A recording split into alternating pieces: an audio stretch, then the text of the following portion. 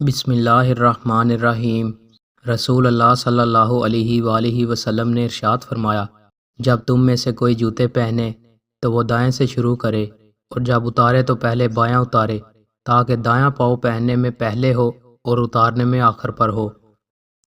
رسول اللہ صلی اللہ علیہ وآلہ وسلم نے ارشاد فرمایا، صدقہ گناہ کو ایسے مٹا دیتا ہے جس طرح پانی آگ کو بجھاتا ہے، اور آدھی رات کے وقت آدمی کا نماز تہجد پڑھنا بھی گناہوں کو مٹا دیتا ہے۔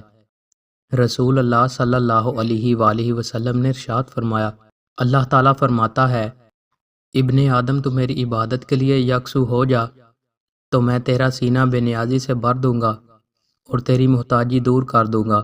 اگر تو نے ایسا نہ کیا تو میں تیرا دل مشغولیتوں سے بھر دوں گا اور تیری محتاجی دور نہ کروں گا۔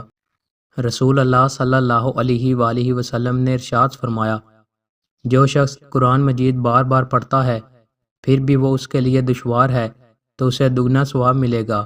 رسول اللہ صلی اللہ علیہ وآلہ وسلم نے ارشاد فرمایا، علی 3 چیزوں میں دیر نہ کرو، نماز کو جب اس کا وقت ہو جائے، جنازہ کو جب آ جائے، اور بیوہ کے نکاح کو جب تم اس کو کفو مناسب ہمسر پالو۔ دوستو، مزید اچھی ویڈیوز کے لیے ہمارے چینل کو سبسکرائب لازمی کریں۔ بہت شکریہ۔